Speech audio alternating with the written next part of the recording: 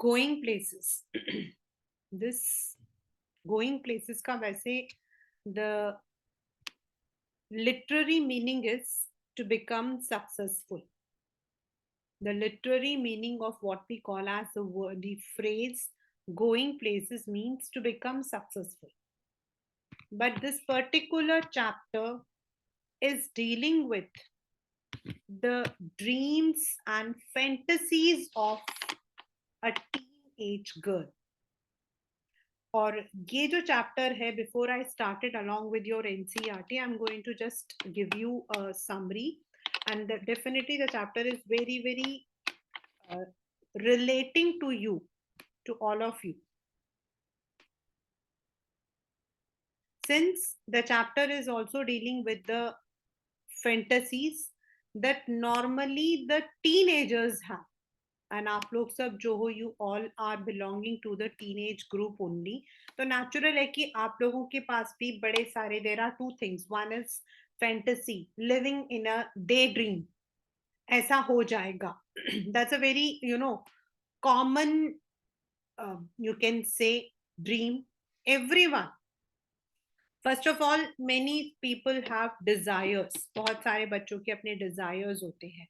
The girls want a very lavish life, the boys want a very flamboyant life, and उनको ऐसा लगता है that achieving all these things are just play toys, मतलब कि वो तो एक बच्चे के टॉय के जैसा है जो बहुत आराम से मिल जाता है.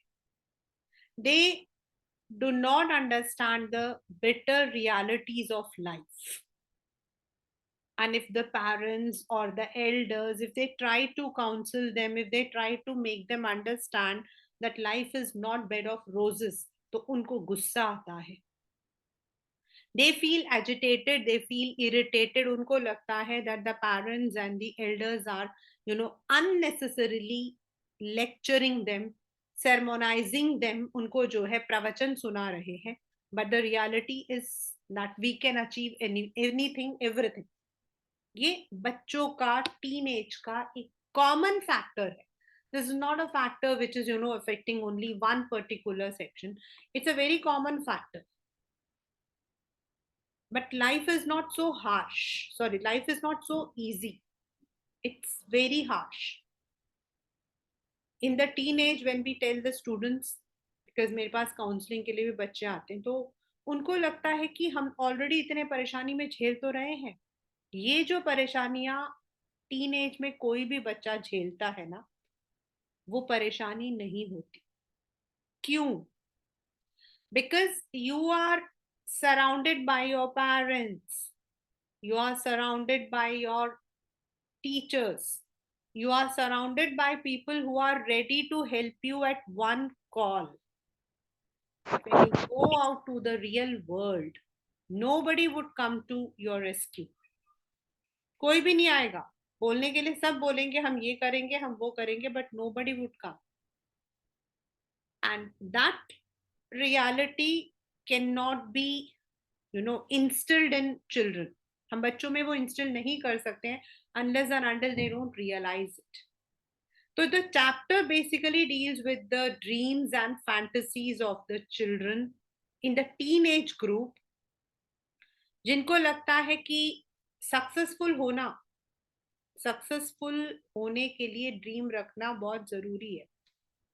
Doctor Abdul Kalam said, dreams are not those which makes us sleep. Dreams are those which keeps us awake. तो ड्रीम्स तो होना बहुत जरूरी है. If I don't dream that I want to become successful, तो definitely I would never take any step. Dream होना जरूरी है, बट अनरियलिस्टिक ड्रीम्स होना, या फिर उन ड्रीम्स के लिए एफर्ट्स ना लेना गलत है. Dreaming is never wrong. If today any celebrity, say MS Dhoni, Virat Kohli, Shah Rukh Khan, or anyone who has come to the stage must have dreamt, but उन्होंने उस ड्रीम को पूरा भी करने के लिए जो कोशिश करनी है वो भी करना. If you think that I will sit I'll smile, I'll not do anything, मैं बुक नहीं खोलूंगा, मैं कुछ नहीं करूंगा, देन मेरे मेरे मेरे ड्रीम्स अपने आप ही पूरे हो जाएंगे, तो no. I remember I had many students with whom I had lots of interactions, because now the interactions are zero. Specifically with your group, I don't have any interaction, not even a single. Last year, when I had the students, they used to interact with me on my WhatsApp. उससे पहले वाले तो बहुत ही ज्यादा close थे. So definitely we had lots of interactions. Now it is like I say, मुझे ऐसा लगता है कि I come on the screen, I speak and I go. But there used to be interactions and I had many students. जब मैं उनसे पूछती थी कि भाई you are now in 10th standard. Some of them, they never did anything. कुछ marks नहीं आते थे, कुछ नहीं करते थे. And they would be saying, ma'am मैं डॉक्टर बनूंगा, मैं इंजीनियर बनूंगा, तो या फिर मैं मतलब एमबीए करूंगा. Last year also I had one child like that. तो मैं उनसे पूछती थी कि अच्छा कैसे करोगी, तो दे वुड से, मैम कुछ नहीं करना, मैं 10th के बाद 11th में कॉमर्स लूंगा, कॉमर्स लेके मैं बीकॉम करूंगा, मैम बीकॉम मैं एसआरसीसी से करूंगा, एंड एसआरसीसी करके मैं फिर एमबीए करूंगा. तो I would ask, definitely I use to ask कि भाई एसआरसीसी में एडमिशन आपका यूं ही हो जाएगा. अरे मैम आप टेंशन मत लिया करो. तो व्हेन आई वुड से कि बच्चा your marks are not supporting your words, चलो मार्क्स को तो मैं नहीं देती हूँ, बट एटलीस्ट तुम्हारे एफर्ट्स तो दिखने चाहिए, at least I should see that you are putting efforts. अरे मैम आप टेंशन मत. ठीक है भाई, मेरे को तो वैसे भी टेंशन नहीं लेना. I am tension about my studies, I am tension about my subjects. But if you have a dream, then as a teacher, as a mother, as a counsellor, I need to tell, ये जो आप डाल रहे हो ना, this is zero. No ma'am आप tension मत लेना. ठीक है. Now what happened, definitely the child took commerce, but वही था, वो घिस घिस के 11th से 12th में आया. अब 12th में आया तो the same dreams. Ultimately now the child got into IP. तो जो सपने देखने कभी बुरे नहीं होते, not at all, but you need to live in the reality. सपनों को रियलिटी से जोड़ना पड़ता है. If you are intending to become an engineer, a doctor, an lawyer, then you should know what are those areas जहां मैं अपने आप को और अच्छा कर सकूं, how much efforts I can put. And there is the difference between an adult's perspective and a child's perspective. एक चैप्टर आपका था जो डिलीट हो गया है, तो उसके अंदर भी ऐसा ही है कि जो एडल्ट होते हैं, बड़े लोग होते हैं, they have the experience, so they advise you on the basis of their experiences. बच्चों का क्या होता है, they are curious, so they think that things are as easy as to pluck a flower from the tree, from the plant. वो तो ऐसे जाकर उतारना है. So this is about a child. I had many people in my, known to, जो ऐसे fantasies में रहते थे. And ultimately what happened is fantasies spoiled them. Fantasies spoiled them. तो फैंटेसी ड्रीम रखे बच्चे, बट फैंटेसीज नहीं. ये मत सोचिए कि life is a fairy tale and okay it's okay. जैसे I have this habit of scolding all of you, and the reality is that it's not so easy to cross one barrier. Life is completely a journey of barriers. Once you complete one barrier, another would be standing in front of you, and it would be going on like a milestone. Success is not a measure कि आपने क्या किया है. Success is how much contented you are. Sophie and Jancy, दो बच्चे हैं, and both of them belong to a lower middle class family. They are not even in the middle class family, they are belonging to a lower segment. इसमें से जो Sophie है, she lives with her father, mother and 2 brothers, Geoff and उसका एक छोटा brother है Derek. तो she lives in a very small shanty house, छोटा सा घर है उसका। उनका जो कमरा है उसी के साइड में किचन बना हुआ है। And all the time her mother is, engaged in washing the utensils, making the food and all. तो उसको जब भी वो अपनी मदर को देखती है, she feels very odd and bad कि mama has to work like this. Her father is working in a factory. उसके जो पापा हैं वो एक फैक्ट्री में काम करते हैं। एंड ये हमें कैसे पता लगता है, ये आपके पेपर का क्वेश्चन है कि how do you come to know the socio economic background of Jansie and Sophie. तो जो सोफी के फादर हैं, he works in a factory and moreover वो साइकिल में आते जाते हैं। And cycle not in that sense कि cycling is good for health, cycle as a status symbol is not good. तो वो साइकिल में आते जाते हैं, इसीलिए हमें पता है कि जो उसका ब्रदर है बड़े वाला जॉफ, उन्होंने अपनी 3 साल पहले, सोफी से 3 साल बड़े हैं, एंड वो 3 साल पहले उसने स्कूलिंग खत्म की थी, he did not go to college and all, and he is working as an apprenticeship mechanic under someone. वो किसी के नीचे जो है काम सीख रहा है मैकेनिक का। एंड जहां वो काम सीखने जाता है, that's a very far away from his home. तो इससे हमें पता लगता है कि एक रिच इंसान जो है, they would not be working as a mechanic और in a factory as a worker. तो we come to know that Sophie belongs to a lower middle class family और लोअर सोशियो इकोनॉमिक गैप। और उसकी जो friend है वो भी वहीं पे रहती हैं, जैंसी। उसकी फैमिली के बारे में there is no mention in the story. The only thing mentioned is both of them after completing their school, जब दोनों अपना स्कूल खत्म कर देंगे तो both of them have to work in a biscuit factory, क्योंकि उनके पेरेंट्स के पास उनको आगे पढ़ाने के लिए पैसा नहीं है। तो both of them have to work in a biscuit factory. So this is the socio economic background of Sophie and Jansie. Now let us come to the second point. Sophie जो है, she is a complete fantasy world girl. She is a daydreamer. वो जो है daydreamer है, जिसको लगता है life is a bed of roses. She wants to become successful. अपने घर के जो सिचुएशंस हैं, she wants to come out of those situations. उसके घर में खाने के लिए भी दिक्कत है, they are living in a very small house, और इन सब चीजों को लेकर उसको लगता है that she should become successful. And that is why the chapters name is also going places. She wants to attain fame. She wants to attain money. उसे पैसा भी चाहिए और उसको जो है नाम भी चाहिए। She wants to become famous. आपके पेपर का क्वेश्चन है कि वो क्या बनना चाहती है, what does she intend to become? तो Sophie wants to become a fashion designer.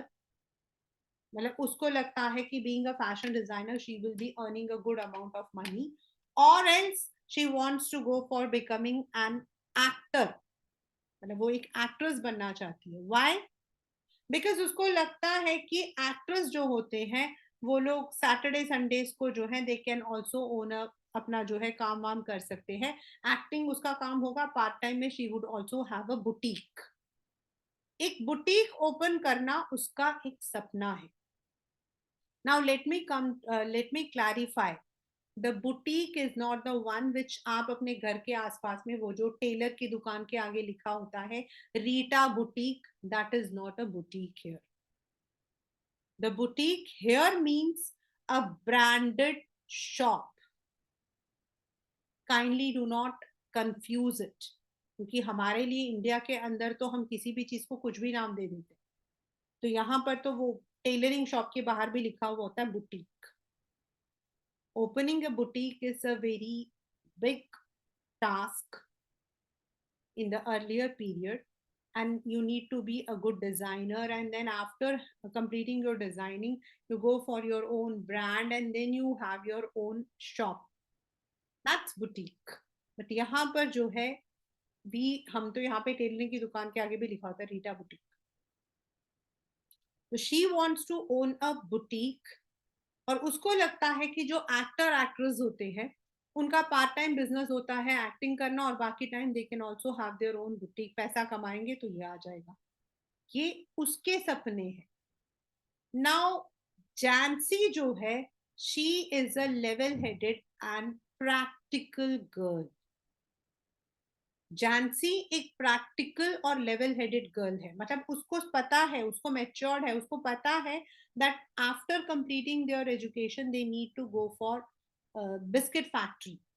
और जैंसी जब भी सोफी उसको समझाने की कोशिश करती है, वो उसको बोलती है, उसको वो कहती है कि तुम्हें पता है that we are supposed to become, we have to work in a biscuit factory, तो तुम ऐसा क्यों सोचती हो.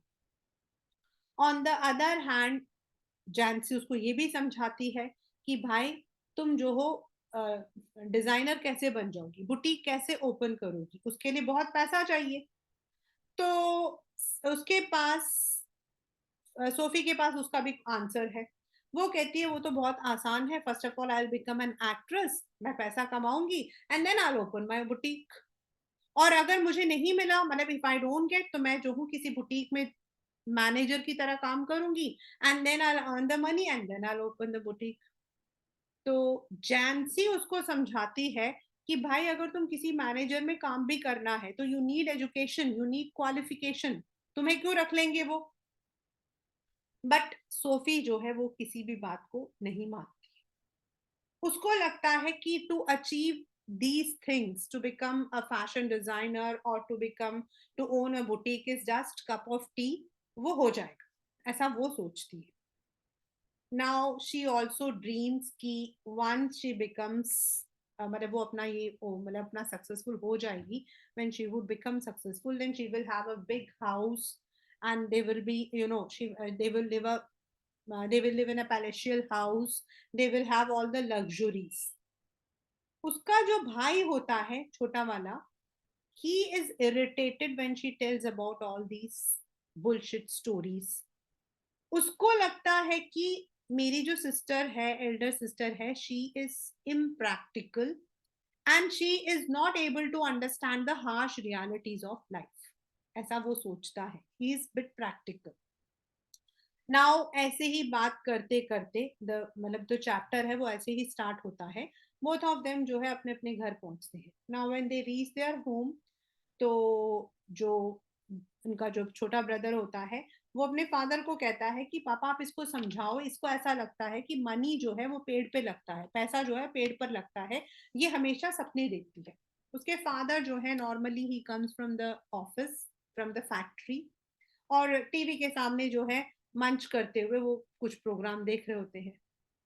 नाउ सोफी अंदर जाती है, she looks at the utensils, बर्तन रखे होते हैं, तो बड़ा बुरा लग रहा होता है. उसका जो बड़ा ब्रदर होता है वो दूसरे मतलब पड़ोस में एक छोटा सा कमरा होता है, वहां पर अपनी मोटर बाइक को ठीक कर रहा होता है.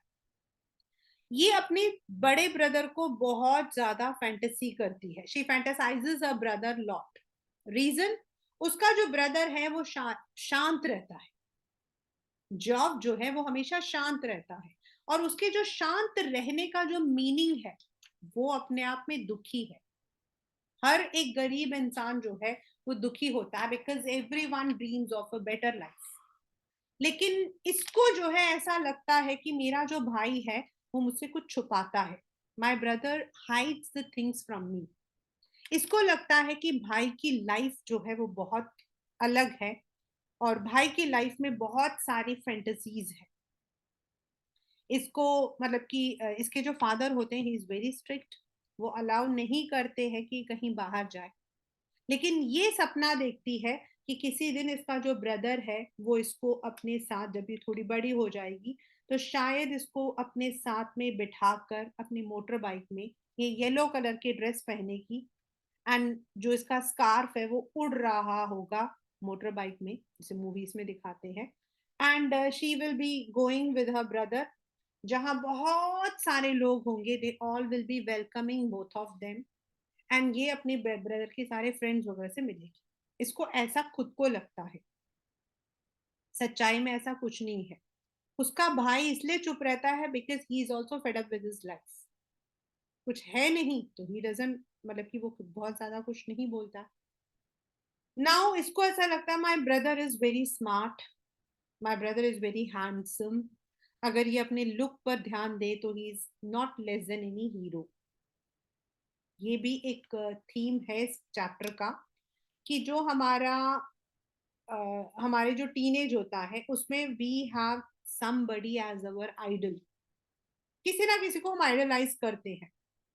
गर्ल्स नॉर्मली अपने फादर्स को आइडलाइज करती है, किसी हीरो को आइडलाइज करती है।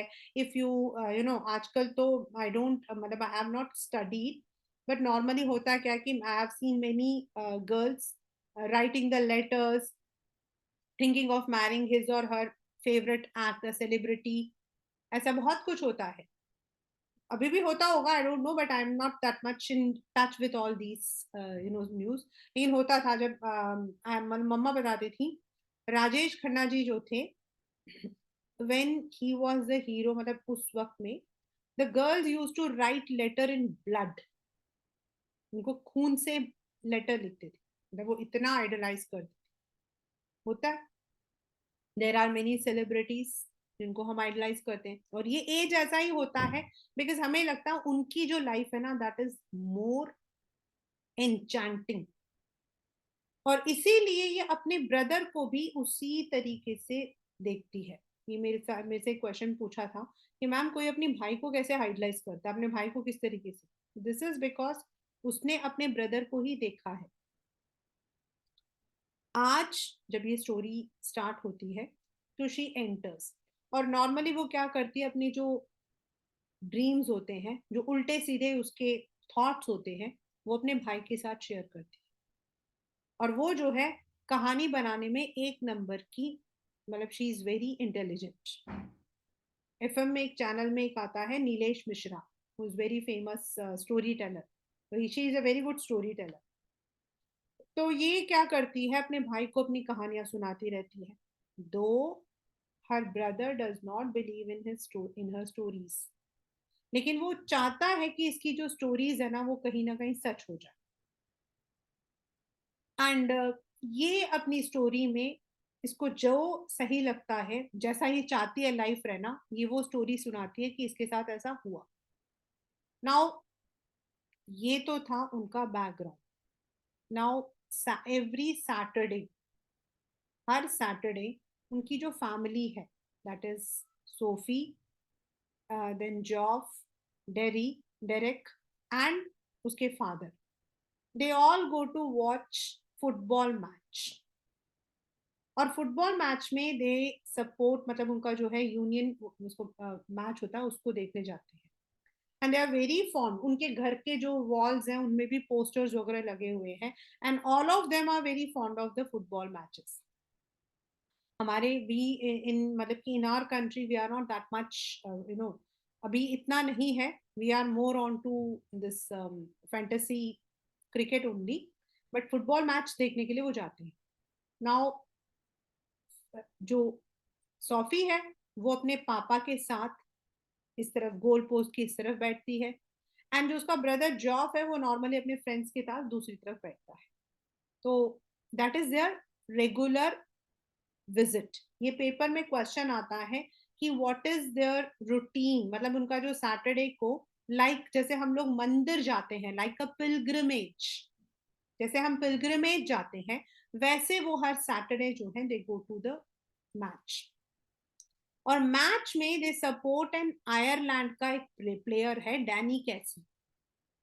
डैनी कैसी एक यंग प्लेयर है and he place for Ireland, and इनके घर में सबको वो बहुत पसंद है।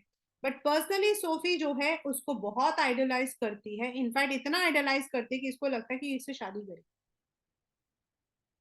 द ओनली टाइम, पेपर का क्वेश्चन है बोर्ड का, The only time when she had seen Danny Casey was when she goes to see that match. जब वो मैच देखने गई है, that is the only time जब उसने उसको देखा है आमने सामने. मिली नहीं है, उसने देखा है. तो वो अपने ब्रदर को आकर एक दिन कहानी सुनाती है कि टुडे आई मेट डैनी कैसी. अब उसका जो ब्रदर होता है, ही इज इन डिसबिलीफ. उसको लगता है कि वो झूठ बोल रही है, उसको पता है वो झूठ बोल रही है. तो वो कहती है, वो जो है उसको मनाने के लिए, मतलब उसको परसुएट करने के लिए, उसे विश्वास दिलवाने के लिए कहती है कि मैं स्कूल से वापस आ रही थी, तो वहां पर मार्केट था. मार्केट में जो शॉप थे, आर्केड. आर्केड इज अ मतलब लोकल शॉप मार्केट. वहां पर I was standing, I was just looking in to the windows. मैंने देखा मेरे पीछे कोई खड़ा है. Then when I saw it was Danny Casey. उसकी आंखें ऐसी थी, मतलब she even wants to tell कि उसके दांत बाहर निकले थे, फिर उसको लगा उसका झूठ पकड़ा जाए. फिर वो एक इमेजिनरी वो बता देती है, उसकी हाइट कितनी थी, इतना है. Even though his brother does not want to believe yet, मतलब कि वो थोड़ा सा बिलीव करता है. अब वो कहती है कि आगे वो कहती है कि मैं तो डेरेक के लिए जो है I wanted to bring the autograph, लेकिन उसके पास पेन नहीं था, मेरे पास पेपर नहीं था. अब अपने ब्रदर को और एश्योर करने के लिए वो कहती है दैट डैनी कैसी has promised me to meet next Saturday and at that time he would give me the autograph. अब उसका जो ब्रदर होता है, एज एन एल्डर ब्रदर, बड़ा भाई है, तो वो कहता है कि एज इफ ऐसे सेलिब्रिटी तुमसे आके मिलेंगे. तो कहते नहीं नहीं नहीं, वो बाकी लोगों के जैसा नहीं है. तो वो कहता है तुम्हें किसने बताया. तो वो कहती है मुझे उसने खुद बताया. तो कहता हाँ, वो तो तुम्हें आके सच बताएगा ना, कि उसके तो बड़े सारे गर्ल्स हैं, उसके उसके चारों तरफ गर्ल्स रहती हैं. वो कहती है नहीं नहीं, वो बहुत अकेला है यहाँ पर, because he is from Ireland, तो यहाँ पर ऐसा नहीं है.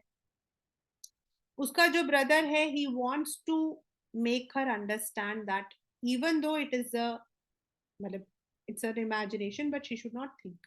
लेकिन वो नहीं. अब ये बात उसने अपने भाई को बता दी. उसने तो एक फैंटेसी में, बिकॉज वो ऐसा चाहती है, उसने अपने भाई को बता दिया. थोड़े दिन बाद वो अपनी जो फ्रेंड जैंसी से फिर से मिलती है. तो उसकी फ्रेंड कहती है कि मुझे तो पता लगा कि तुम डैनी कैसे से मिली. अब ये बात जो है, सोफी को बहुत बुरा लगता है. आपके पेपर का एक बहुत इंपॉर्टेंट क्वेश्चन है, this is not a Jancy kind of thing. This is not a Jancy kind of thing, मतलब वो तो जैंसी को बताने वाली बात थी ही नहीं. वो तो सिर्फ अपनी फैंटेसी को अपने भाई के साथ शेयर करना चाहती थी. और उसको पता है कि जैंसी जाकर चार लोगों को और को बताएगी, और उसके पापा को पता लगा, उसके पापा तो उसकी पिटाई कर देंगे. नाउ जिस दिन उसने ये बात बताई होती है, उसका जो ब्रदर होता है जॉफ, वो जाकर अपने पापा को, इसके फादर को बताता है that today our Sophie had met Danny Casey. तो उसके पापा जो है वो बिल्कुल विश्वास नहीं करते. वो कहते हैं सर, मतलब कि इसकी जो कुकिंग स्टोरी है ना, वो यही. तो उसको बड़ा गुस्सा आता है, उसे लगता है कि काश मेरे पापा मेरी बातों पे विश्वास करते. On the other hand, Danny कैसी की बात चलती है, तो they just start talking about Danny कैसी. उसके फादर कहते हैं डैनी कैसी बहुत स्मार्ट है, एंड अगर उसके ध्यान रखा जाए, if he doesn't indulge in wrong things, तो बहुत अच्छा खेल सकता है. और ये मन ही मन में खुश हो रही होती है ये सोचकर कि डैनी कैसी जो है, शी लाइक्स हिम. अब जब जैंसी को पता लग जाता है, तो she is very much disturb. तो ये कहती है कि नहीं नहीं, तुम जाकर किसी को मत बताना, क्योंकि अगर मेरे पापा को पता लग गया ना, और तुमने किसी को बताया, एंड सब लोग आके मेरे पापा से पूछेंगे, तो my father will be very angry. कहते नहीं नहीं, मैं तो सिर्फ देखना चाहती थी. नाउ ये बात कहकर, ये बात तो आई गई हो गई, this is only a dream, this is not the reality. Now what happens, Saturday आ जाता है. अब उसको पता है कि there is no Danny Casey. Danny Casey से तो वो कभी मिली ही नहीं थी. तो अब वो कैसे बताएगी सबको. जब वो सैटरडे आएगा, तो there would be no Danny Casey, there would be no meeting. लेकिन उसने तो अपने भाई को बोल रखा है. अब उसको समझ नहीं आता कि मैं क्या बोलूं. मतलब she is not realising her mistake. लेकिन उसको ये लगता है कि जब उसके भाई को पता लगेगा कि उसने झूठ बोला है, तो वो गुस्सा हो जाएगा, वो दरवाजा पटक देगा. देन वो विजुअलाइज करती है, she is sitting on the same canal होता है पानी का, उसके पास में वो बैठी हुई होती है. एंड शी थिंक्स, मतलब वो विजुअलाइज करती है कि वो बैठी हुई है. डैनी कैसी वहां से आया, उसने पूछा, इसने पूछा कि आप डैनी कैसी हो, उसने पूछा. एंड देन शी गोज, वो सोचते कि मैं एक और स्टोरी बना दूं. The story doesn't have any and. The ending is that the girl keeps on fantasizing. The ending is that she keeps on fantasizing. She thinks that life is so easy. So that is the chapter, Going Places.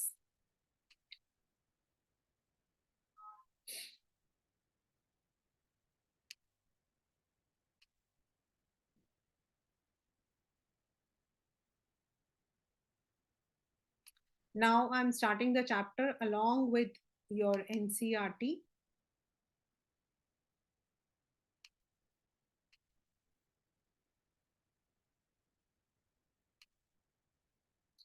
When I leave, यहाँ पर when I leave का मतलब है कि when she would leave her school. I'm going to have a boutique. Jancy linking arms with her along the street looked doubtful. मतलब उसको पता है कि they don't belong to such a big, family. Takes money so something like that. भाई उसके लिए बहुत पैसा लगता है. I'll find it.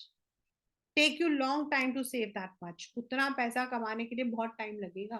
We will be a manager then to begin with till I have got enough. But anyway, I know just how it is all going to look. तो कहते कोई बात नहीं, मैं किसी कंपनी, मैं किसी बुटीक में मैनेजर बन जाऊंगी, मुझे पता है. तो वो कहती है कि they would not make you manager straight off sofa.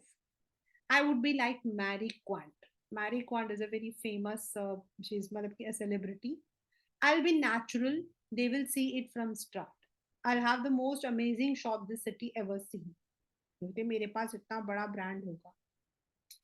Jancy knew, knowing they were both earmarked for the biscuit factory, became melancholy. Melancholy मतलब she became sad.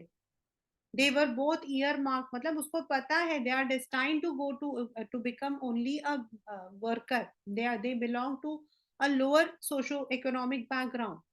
She wished Sophie would not say these things क्योंकि जब वो ऐसी बातें सुनती है तो she feels sad. When they reached Sophie's street, Jancy said, "It is only a few months away now. So you really should be sensible. They don't pay well for shop work. You know that. Your dad would never allow." वो कहती है कि भाई तुम किसी shop वॉप में काम करोगी तो फायदा नहीं होगा, और तुम अभी सेंसिबल बनो, बस हमारी पढ़ाई खत्म होने वाली. बोलते और an actress. No, there is real money. Yes, I could maybe have the boutique on this side. Actors don't work full time, do they? Anyway, or a fashion designer, something a bit sophisticated. ये सब कुछ आपके paper का question है. And she turned in through the open street door, leaving Jancy standing in the rain. और उसने कहा नहीं तो ठीक है, मैं एक्ट्रेस बन जाऊंगी और फिर जो है फैशन डिजाइनर या कुछ ऐसा कुछ अच्छी चीज करूंगी. If I ever come into money I will buy a boutique. तो उसका जो भाई होता है होता है, if you ever come into money, if you ever come into money, you will buy as a blessed decent house to live in. Thank you very much. उसका जो ब्रदर होता है छोटा, जो उसके साथ में स्कूल से आ रहा होता है, वो गुस्सा करता है. Sophie's father was scooping shepherd's pie in his mouth as hard as he could. His plump face still grimy and sweat marked from the day. मतलब वो जो है पाई, मतलब जैसे आप कह सकते हो पैटी वगैरह, वो मुंह में ठूस रहे थे और उसका चेहरा इतना बड़ा और अभी भी वो थके हुए लग रहे थे. मार्क फ्रॉम द डे मतलब after the laborious day. She thinks money grows on tree, don't she? Little Derek hanging on the back of his father, their mother's side. अब उसने कहा कि देखो पापा, उसको क्या लग रहा है कि पैसा जो है पैसे उसमें लगता है, पेड़ पर लगता है. Sophie watched her back stooped over the sink and wondered at the incongruity of the delicate bow which fastened her apron strings. उसने अपनी मदर की तरफ देखा जो सुंदर सा उसने बो पहना था, और वो और बाकी चीजें इनकॉन्ग्रिटी, मतलब बिल्कुल कोई मेल नहीं खा रही थी. The delicate seeming bow and the crooked back, उसकी जो मदर थी वो मतलब कि झुका हुआ था उनका कंधा. That evening had already blacked in the windows, and small room was steamy from the stove and cluttered with the heavy breathing man in his vest at the table and dirty washing piled up in the corner. एक तरफ उसके father बनियान पहन के बैठे थे, दूसरी तरफ बड़े सारे बर्तन रखे हुए थे. Sophie felt a tightening in her throat. She went to look for her brother Geoff. उसको बड़ा बुरा लग रहा था. He was kneeling on the floor in the next room, tinkering with a part of his motorcycle over some newspaper spread on the carpet. उसका जो brother था, he was repairing. He was 3 years out of school, an apprentice mechanic traveling to his work each day to the far side of the city. He was working as an assistant and he used to drive long way. He was almost grown up now and she suspected areas of his life about which you knew nothing. उसको लगता था उसका जो brother है वो उससे कुछ चीजें छुपा रहा है, about which he never spoke. He said little at all ever voluntarily. Words had to be prized out of him like stones out of the ground. मतलब उसके मुंह से तो बातों को निकालना पड़ता था जैसे हम जमीन से पत्थर निकालते हैं. Means he was an introvert and she was jealous of his silence. When he wasn't speaking, it was as though he was away somewhere out there in the world, in those places she had never been. उसको लगता था कि उसके brother की अपनी एक दुनिया है, शायद ये उसी में खोया रहता है. Whether they were only the outlying districts of the city or places beyond in the surrounding country, who knew? They attained a special fascination simply because they were unknown to her and remained out of her reach. वो क्यों fascinate करती थी? क्योंकि उसको ऐसा लगता था कि वो कुछ बहुत अम्यूजिंग दुनिया है. Perhaps there were also people, exotic, interesting people of whom he never spoke. It was possible. Though he was quiet and did not make new friends easily. वैसे तो उसके बहुत अच्छे दोस्त नहीं थे, लेकिन इसको लगता था हो सकता है उसकी जिंदगी में ऐसे फ्रेंड्स हों जिसके बारे में वो बात नहीं करता. एक्चुअली इसके फादर जो है, he never allowed her to go out. She longed to know them. She wished she could be admitted more deeply into her brother's affections and that someday he might take her out, though their father forbade it, and Geoff had never expressed an opinion. उसके पापा को नहीं पसंद था that Sophie should move out. She knew he thought her too young. उसको लगता था उसके भाई भी सोचता होगा कि छोटी है. And she was impatient. She was conscious of a vast world out there waiting for her. She knew instinctively that she would feel at home there as in the city, which had always been her home. It expectantly awaited her arrival. She saw herself riding there behind Geoff. He wore new shining black leathers. She wore a yellow dress with a kind of cape that flew out behind. There was a sound of applause as the world rose to greet. और उसकी उसके क्या था कि उसकी एक ऐसी दुनिया है जहां बहुत सारे लोग उसका इंतजार कर रहे हैं. वो अपने भाई के पीछे बैठकर जाएगी, येलो कलर की ड्रेस पहनेगी, लोग उसके लिए जो है तालियां बजा के उसका स्वागत करेंगे, which is far from the reality. He sat frowning at the oily component he cradled in his hand. उसने अपने हाथ में जो तेल लगा रखा था उसको गुस्सा आ रहा था, as though it were a small dumb animal and he was willing it to speak. I met Danny Casey. इसने जाकर उसके साइलेंस को तोड़ा. उसने एकदम पूछा were in the arcade funnily enough. It's never true. उसने कहा ऐसा हो ही नहीं सकता. I did it, you told dad. उसने कहा पापा को बताया तुमने. He shook her head, chastened at her and his unawareness that he was always the first to share her secrets. I don't believe it. उसने कहा मैं तो बिलीव नहीं कर सकता हूँ कि ऐसा हो सकता है. There I was looking at the cloth in the Roy's window when someone came and stood beside me. Roy's is a very famous brand. वो कहती कि मैं वहां पे था. मैं थी. I looked around and who should it be but Danny Casey. All right, what does he look like? Oh, come, you know what he looked like. उसने बताओ, मतलब तुमने पास से देखा कैसा था. Green eyes, gentle eyes. He's not as tall you would think. She wondered if she should say about his teeth, but decided against it. तो सोचा नहीं नहीं. Their father had washed when he came in, and his face and arms were shiny and pink, and he smelled of soap. He switched on the television, tossed on little Derek's shoes from his chair on the sofa, and sat down with a grunt. उसके पापा एक आवाज के साथ बैठ गए. Sophie met Danny कैसी. अब उसने पापा को बोला. Sophie wriggled where she was sitting. Wriggled मतलब वो अंदर ही अंदर मन ही मन में गुस्सा आ रहा था उसे. Her father turned his head on his thick neck to look at her. His expression was one of disdain. Disdain मतलब he was not agreeing, disagree. It is true. I once knew a man who had known Tom Finney, but that was a long time. तो उसने कहा हाँ मैं भी जानता हूँ एक आदमी को जो कहता था मैं टॉम फेनी को जानता हूँ. ठीक है. उसने कहा you to.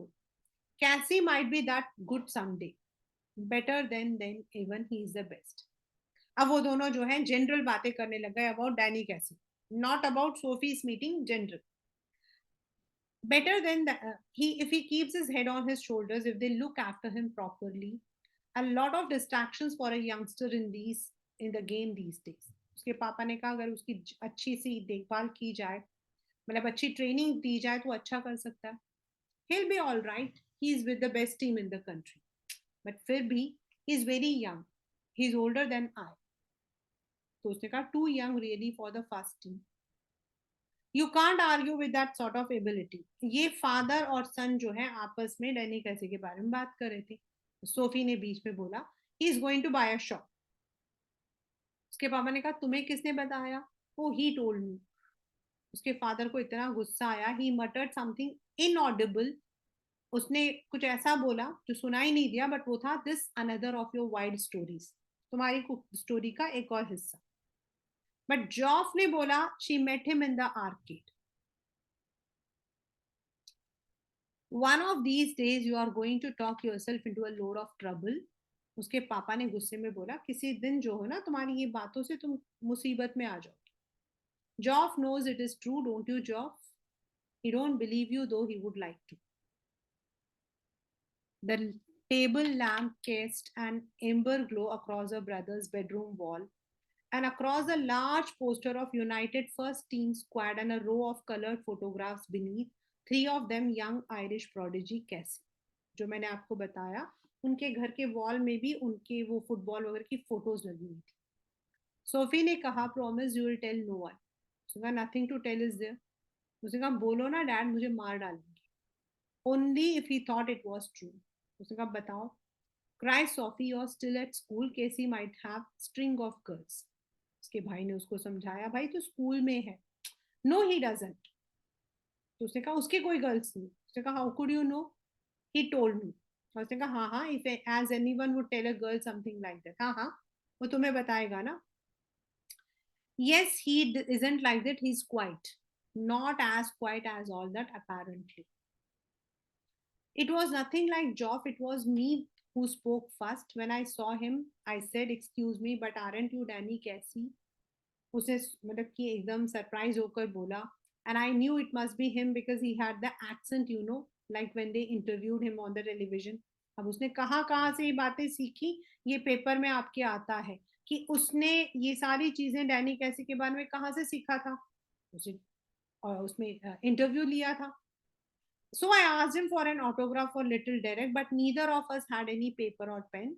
So then we just talked a bit about the clothes in Roy's window. He seemed lonely.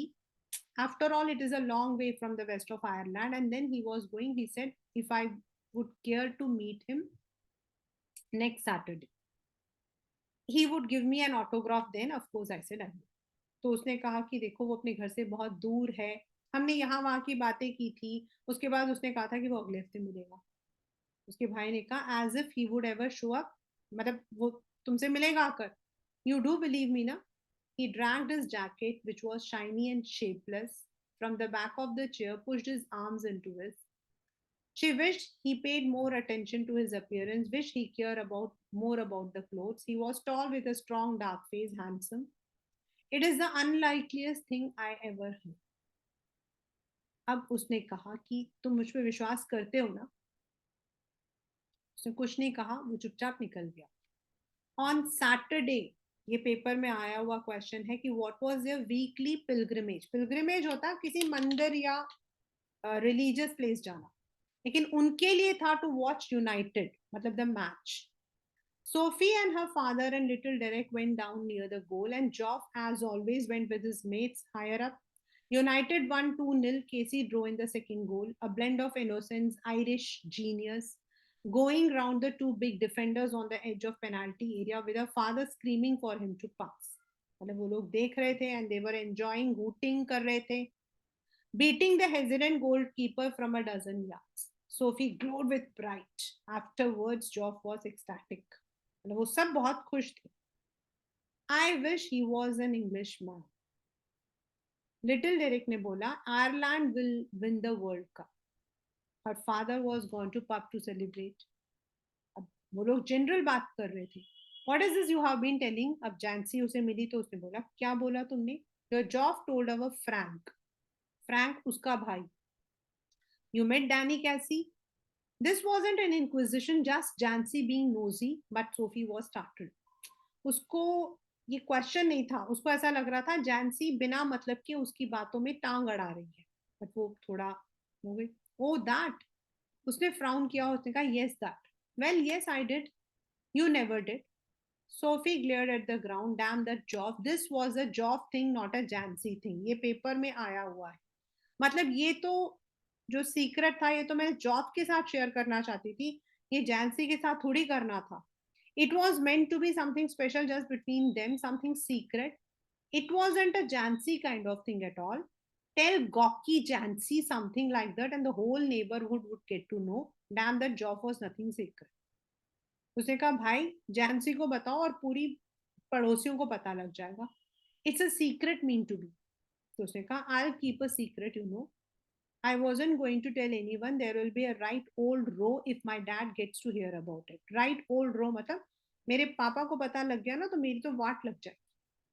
Jancy blinked a row. I thought he would be chuffed with as anything. मुझे तो लगा उनको अच्छा लगेगा. She realized then Jancy did not know about the date bit. Joff had not told. She breathed more easily. So Joff had not let her down after all. He believed in her. After all, some things might be sacred. तो उसने कहा चलो. इसने आगे वाली बात नहीं बताई, जो इसने ये कहानी भी सुनाई थी कि मैं आगे जो हूँ उससे मिलूंगी. तो उसने कहा it is just nothing. I asked him for an autograph but we did not have any paper और pen. It was no good. How much had Jeff said. तो उसने कहा हाउ काश मैं भी वहां होती. Of course my dad did not want to believe it. You know what a misery he is. तुम्हें पता है ना मेरे पापा कैसे हैं. But the last thing I need is queues of people round our house asking him what's all this about Danny Casey. He would murder me. हालांकि पापा इसमें मेरी बातों पे विश्वास नहीं करते, लेकिन अगर लोगों ने आके उनसे पूछा ना तो वो मुझे मर्डर करते. And you know how my mum gets when there is a row. Jancy ने कहा you can trust me Soph. You know मैं किसी को नहीं बताऊंगी. Means I keep this as a secret. अब एक हफ्ता बीत गया. After dark, she walked by the canal, along a sheltered path lighted only by the glare of the lamps from the wharf across the water, and the unceasing drone of the city was muffled and distant. मतलब वो थोड़ा distant जगह पे आई हुई थी, जहाँ पानी था बीच में, रात में मतलब कि पार्क टाइप बना हुआ था, और काफी उस वक्त में जो है शाम का टाइम था. It was a place she had often played in when she was a child. There was a wooden bench beneath a solitary elm where lovers sometimes came. वहां पर पेड़ों के नीचे छोटे वो बने होते थे, बेंच बने होते थे जिसमें लोग बैठते थे. She sat down to wait. अब वो जो है she is envisaging, she is imagining, वो imagine कर रही है कि डैनी कैसी सचमुच में ही आ गया है. It was a perfect place. She had always thought for a meeting of this kind. वो हमेशा सोचती थी कि वो ये ऐसी ही जगहों पर जो है मिलेगी किसी से. ऐसा उसने सोचा. Now, for those who wish not to be observed, she knew he would approve. मतलब ये ऐसी जगह जहां पर लोग जो है नहीं आते हैं. For some while waiting, she imagined. अब वो imagine करती है. She watched along the canal, seeing him come out of the shadow, imagining her own consequent excitement, वो imagine करी थी वो कैसे खुश होगी. Not until some time had elapsed she began balancing against this idea of his not coming. और थोड़ी देर बाद उसको realize हुआ that's not reality. अब वो सोच रही थी. Here I sit, she said to herself, wishing Danny would come, wishing he would come, and sensing the time passing. I feel the pangs of doubt stirring inside me. I watch for him, but still there is no. उसको अंदर से she knew that he would not come. I remember Joff saying that he would never come, and how none of them believe me when I told them. I wonder what I will do. What can I tell them now if he doesn't come? मतलब वो मन में जो है वो सोच रही थी कि जब मेरे घर वालों को पता लगेगा कि मैं मतलब ये सब कुछ जो है झूठ था तो वो लोग कैसे रिएक्ट करेंगे. But we know how it was. Danny and me, that's the main thing. How can you help what people choose to believe? But all the same, it makes me despondent matlab dukhi, this knowing I'll ever be able to show them they are wrong to doubt me. अब वो बताना तो मतलब कि वो चाहती थी कि उसके जो पेरेंट्स हैं, पैंग्स ऑफ डाउट मतलब सडन रियलाइजेशन. अब वो चाहती थी कि उसकी जो फैमिली है वो उस पर बिलीव करे, उसकी जो झूठी बातें उन पर रिलीव करे. She weighted, measuring in this way the changes taking place in her. Resignation was no sudden thing.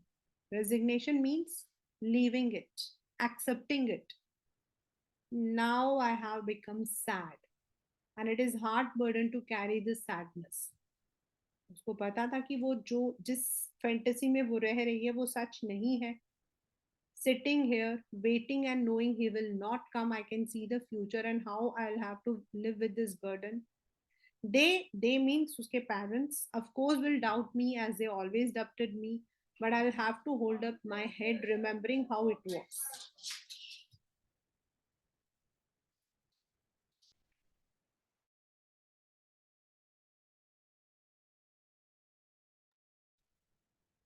Already, I envisage the slow walk home and Geoff's disappointed face when I tell him he did not come, that Danny, and he will fly out and slam the door. But we know how it was, I shall tell myself, and it is a hard thing, this sadness. अब उसको वो मतलब कि अंदाजा लगा रही थी जब वो अपने घर वालों को बताएगी उसका भाई कितना दुखी होगा और वो कहेगा कि मैंने तो पहले ही कहा था. But we know how it was, I shall tell myself. बट उसने कहा नहीं, मुझे पता है क्या बातें हुई थी. मतलब this is all her cooked up story.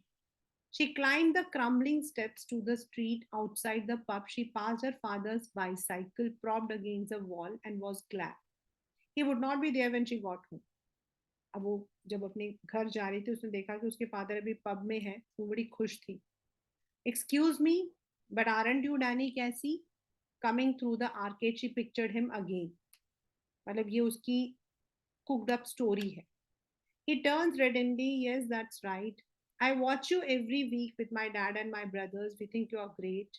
उसने कहा, oh well, that's very nice. I wonder, would you mind signing an autograph? फिर ये पूछेगी, तो मुझे autograph दोगे? His eyes are on the same level. मतलब उसकी हाइट ज्यादा लंबी नहीं है, उसकी nose freckled है, थोड़ा ऊपर की तरफ है. And when he signs, he does so shyly, exposing teeth with gaps between. His eyes are green when he looks straight, as they seem to shimmer. They seem gentle, almost afraid, like a gazelle. Gazelle matlab deer, hiran. And you look away. You let his eyes run over you a little, and then you come back to find them slightly breathless. वो तुम्हारी तरफ देख रहा है. मतलब ये सब वो अंदाजा लगा रही है कि जब वो उसे मिलेगी तो वो उसे पूछेगी. उसकी जो हाइट होगी वो इतनी होगी, उसकी नाक ऐसी होगी, उसके दांत ऐसे होंगे, और जब वो बोलेगी तो वो उसकी तरफ आंख उठा के देखेगा. And he says, I don't seem to have a pain at all. और फिर वो रियलाइज करेगा कि उसके पास पेन नहीं है. फिर आप रियलाइज करोगे कि आपके पास भी नहीं है. आप मतलब Sophie, my brothers will be very sorry, you से. फिर आप बोलोगे मेरे भाई लोग बहुत सॉरी फील करेंगे, अगर आपने ऑटोग्राफ दिया होता तो अच्छा होता. मतलब ये जो कन्वर्सेशन है She is imagining. And afterwards, you wait there alone in the arcade for a long while, standing where he stood, remembering the soft, melodious voice, the shimmer of green eyes, no taller than you, no bolder than you, the prodigy, matlab someone who is very important, the innocent genius, the great Danny Kiss. And she saw it all again last Saturday, saw him coast past the lumbering defenders. मतलब उसने उनको उसको देखा, heard the 50,000 catch their breath as he hovered momentarily. उसने कब देखा? She saw her once again on Saturday in the match. जब लाखों लोग उसके लिए तालियां बजा रहे थे. As he hovered, जब वो बॉल को पकड़ने की कोशिश कर रहा था, and the explosion of sound as he struck it crisply into the goal. और जब उसने गोल को मतलब कि he struck it, जब उसने उसको पकड़ा, उस वक्त में जो thunderous eruption of exultant approbation मतलब applause, sound of clapping, उसमें उसने उसको देखा, not in the reality. So this is the chapter going places.